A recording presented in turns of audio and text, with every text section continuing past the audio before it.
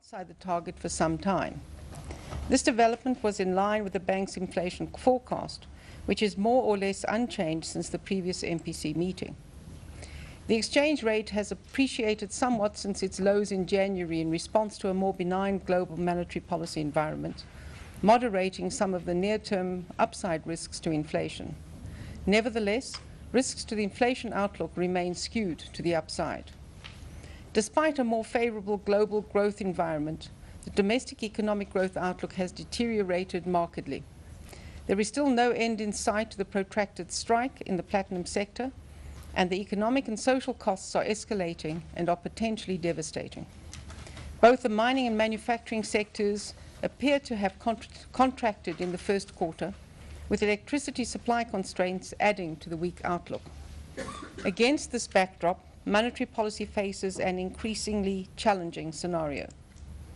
The year-on-year inflation rate as measured by the Consumer Price Index for all urban areas measured 6% and 6.1% in March and April 2014 respectively, up from 5.9% in February.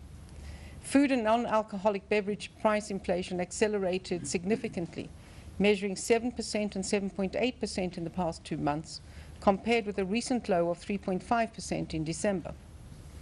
The contribution of this category to headline inflation was 1.2 percentage points in April, compared with 0.8 percentage points in February.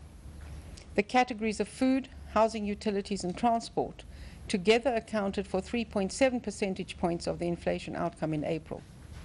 Core inflation, which excludes food, petrol, and electricity, measured 5.5% in both March and April, after 6 consecutive months at 5.3%.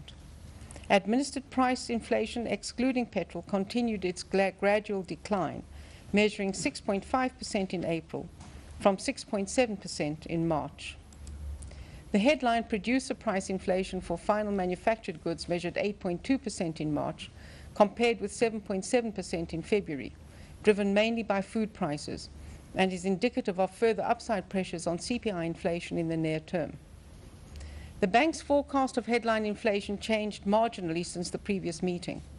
Inflation is expected to average 6.2% in 2014, compared with 6.3% previously, with a peak of 6.5%, previously 6.6%, expected in the fourth quarter. The forecast average inflation for 2015 remained unchanged at 5.8%. The forecast horizon has been extended, and inflation is expected to average 5.5% in 2016 and 5.4% in the final quarter of that year. Inflation is still expected to remain outside the target band from the second quarter of 2014 until the second quarter of 2015. The outlook for core inflation is also largely unchanged. This measure is expected to average 5.6% and 5.7% in 2014 and 15 respectively, compared with the previous forecast of 5.6% for both years, moderating to 5.5% in 2016. The upward pressure is assessed to be a response to the lagged effect of the exchange rate depreciation, rather than evidence of strong domestic demand pressures. The MPC still sees the risks to the inflation forecast to be skewed to the upside, and remains concerned that the current low level of pass-through may not persist. The Reuters survey of inflation expectations of economic analysts conducted in May is more or less unchanged since the previous survey.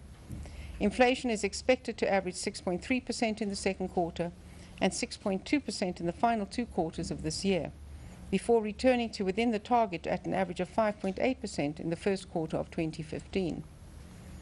Annual inflation is expected to average 6.2% in 2014 and 5.6% and 5.4% in the subsequent 2 years respectively, somewhat lower than the bank's forecast. The global economic outlook remains mixed. Growth in the US stalled in the first quarter as a consequence of the severe weather conditions, while retail sales in April were below expectations. Despite downside risk to growth from the housing market, the recovery is expected to remain on track, although at a lower rate than that forecast earlier in the year. While the Fed expects growth of between 2.8% and 3% for 2014, the market consensus is closer to 2.5%. The UK economic recovery also appears to be resilient, despite some slack in the economy. By contrast, the Eurozone continues to lag, following a lower than expected annualized growth rate of around 0.8% in the first quarter. The annualized growth rate of 5.9% recorded by the Japanese economy in the first quarter of this year is not expected to be sustained, as higher consumption taxes take effect, and consensus forecasts are for an annual growth of around 1.5%. The Chinese economy grew at an annualized rate of 5.8% in the first quarter of 2014, amid weakening trends in industrial production and retail sales.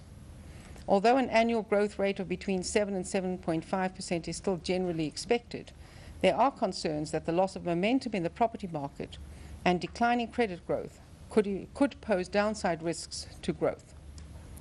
The shift in global growth dynamics towards the advanced economies has been reinforced with a number of emerging markets facing a more challenging outlook. Low growth is expected in a number of the larger economies, including Brazil, Russia, Argentina, Turkey, and Thailand. But some analysts have revised upwards their growth forecasts for India. More positively as well, growth in sub-Saharan Africa is expected to average 5.4%, but this is vulnerable to weaker commodity prices in the event of a slower growth in China. Global inflation remains benign amid relatively stable food and energy price trends. Financial markets appear to have priced in continued steady tapering of QE in the United States, and recent guidance from the Fed appears to have reduced the degree of volatility and uncertainty in financial markets regarding the pace and timing of monetary policy normalization. Policy rates look set to increase at a moderate pace in the US and UK during 2015, while the possibility exists of further easing in Japan and the Eurozone, where the risk of deflation persists. Since the previous meeting of the MPC, monetary policy has been tightened in New Zealand, Brazil, and Russia in response to inflation pressures or exchange rate concerns, but has eased slightly in Hungary. With global financial markets pricing in a slower pace of US policy normalization, global risk appetite has improved. Apart from sizable outflows from Russia in the wake of the crisis in the Ukraine, capital flows to emerging markets have resumed, or outflows have slowed, resulting in generally appreciating emerging market currencies and declining long bond yields. This improved sentiment has also impacted on the rand exchange rate, which appreciated by 3.3% against the dollar and by 3.1% on a trade-weighted basis since the previous meeting of the MPC. During this period, the rand traded in a range of between 10 Rand 70 and 10 Rand 29 against the US dollar. Portfolio flows to South Africa have been in line with general global trends. Following cumulative net sales of South African government bonds and equities by non-residents of 71 billion rand from November 2013 to the end of January 2014, net purchases of bonds and equities since the beginning of February have totaled 8.3 billion and 29.9 billion respectively. Year-to-date, net inflows into bonds and equities have totaled 7.6 billion. While recent exchange rate developments have afforded some near-term respite from further inflation risk from the exchange rate, the MPC is mindful of the sensitivity of the rand to both global and domestic factors.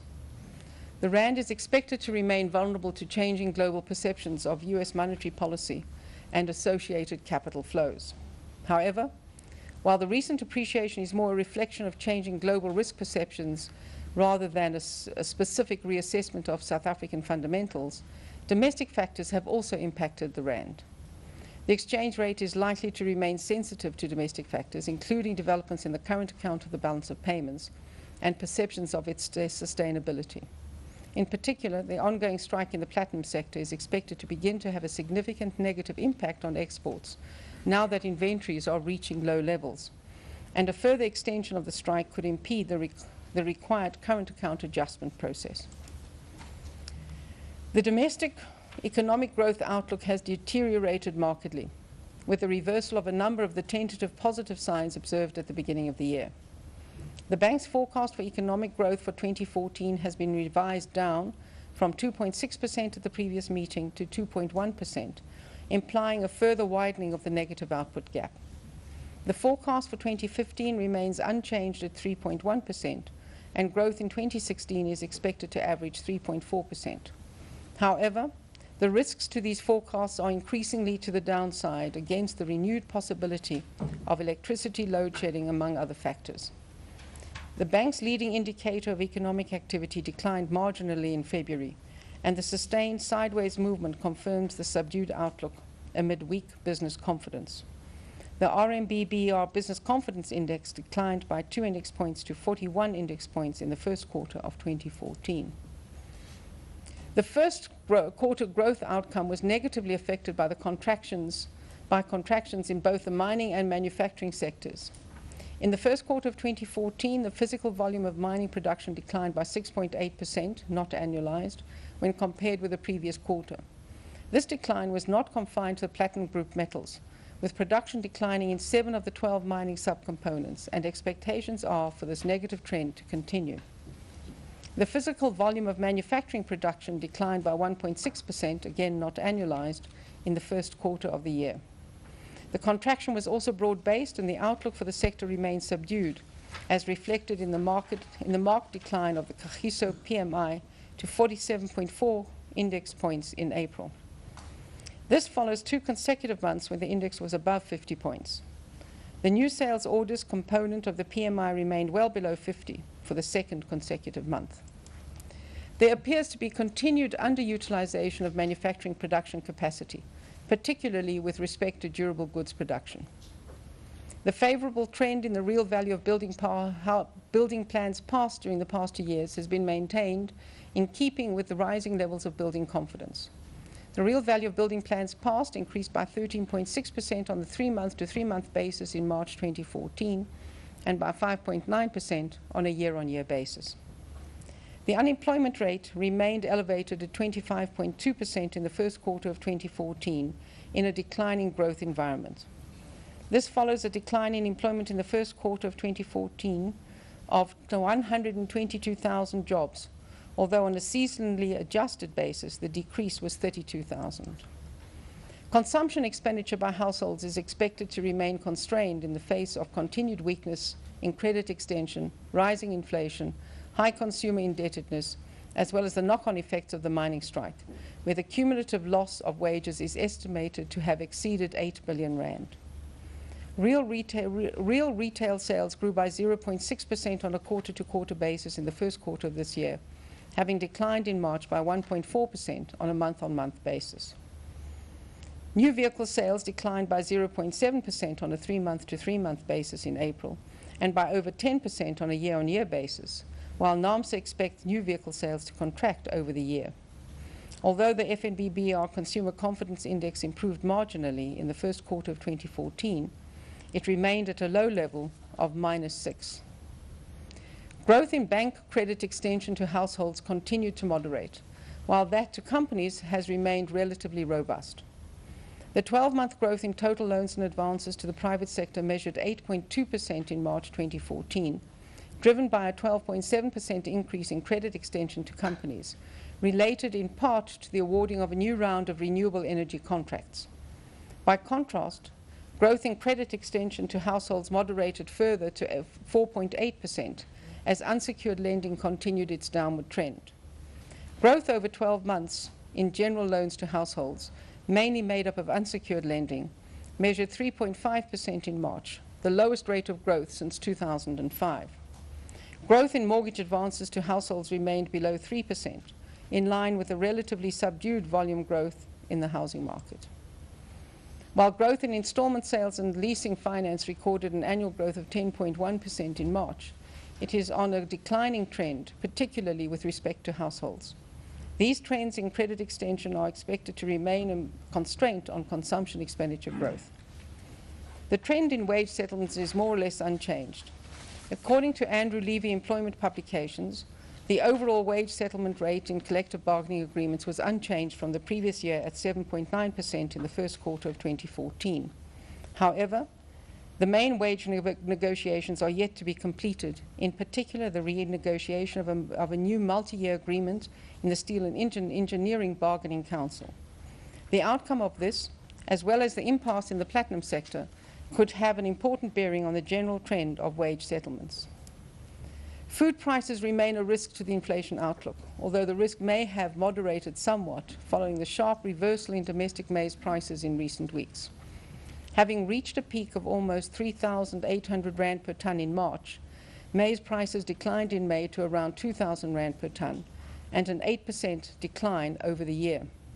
This was in response to an upward revision of the domestic maize crop forecast, now expected to be 11% higher than last year, which has resulted in a move from import to export parity prices. This development, if sustained, could help ameliorate the considerable pipeline pressures that have been evident in the producer price index since the beginning of the year. Final manufactured producer price inflation accelerated to 9.1% in March, and further pressures are evident in the agricultural producer price inflation for cereals, which measured 26.5% in March, although this is expected to moderate in response to lower spot prices.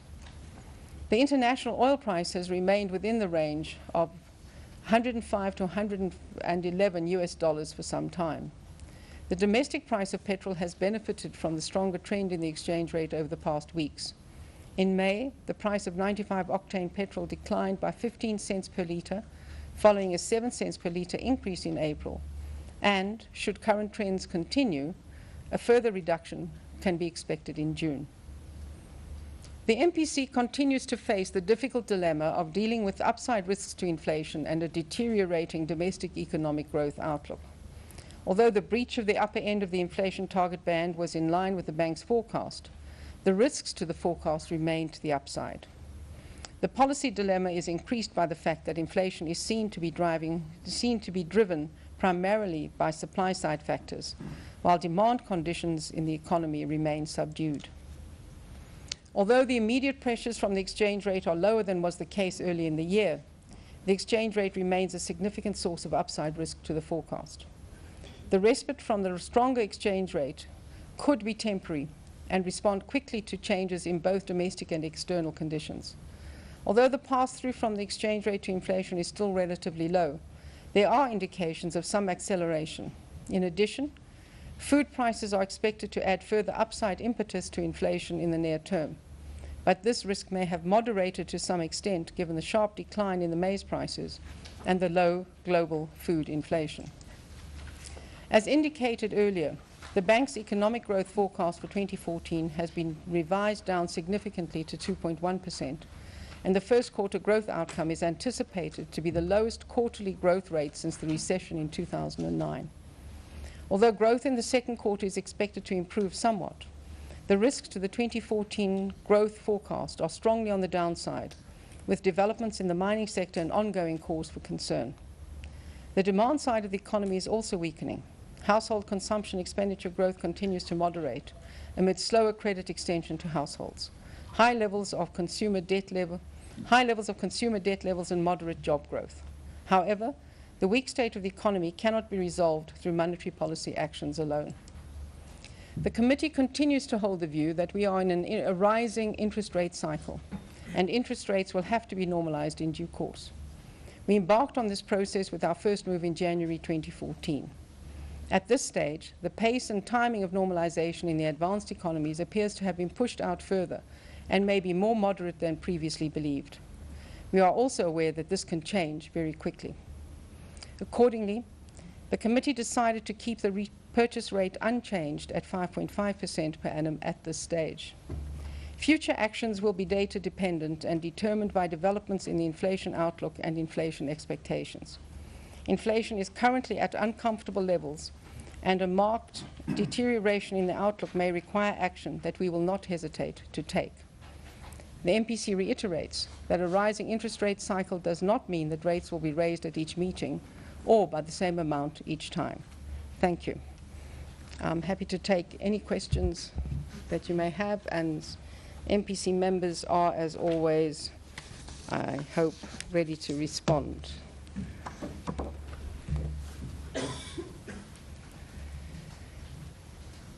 Anyone? Go for it, France. Governor Franz Wild from Bloomberg. Maybe we could get the formalities out the way first.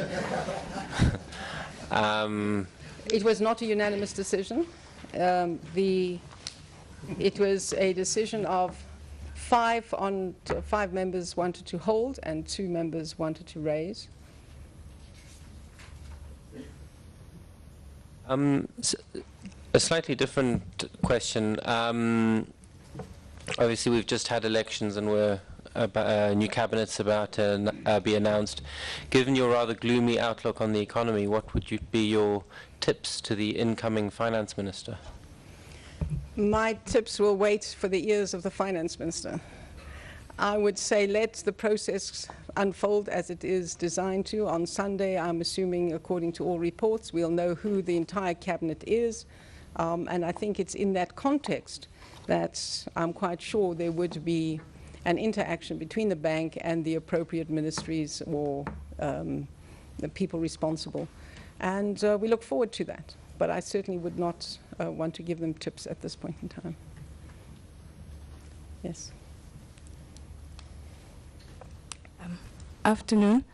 Governor, you're saying that you're facing a policy dilemma, which is made worse by the fact that inflation is driven primarily by supply-side factors. So if you had to raise interest rates again, would those address the supply-side constraint? Well, the objective of raising interest rates would be really to deal with the second-round effects and to see that that does not take hold. It's not necessarily that you would be able, through that interest rate, to address the supply-side shock, so if it's food prices or oil prices, but it's the impact of that further into the economy and dealing with second-round effects. And ensuring, I mean, what is the objective as well is to ensure that expectations are anchored. We are concerned, I mean, they seem to be reasonably well anchored, but at the upper end of the band. So it would be a number of factors that we would take into account.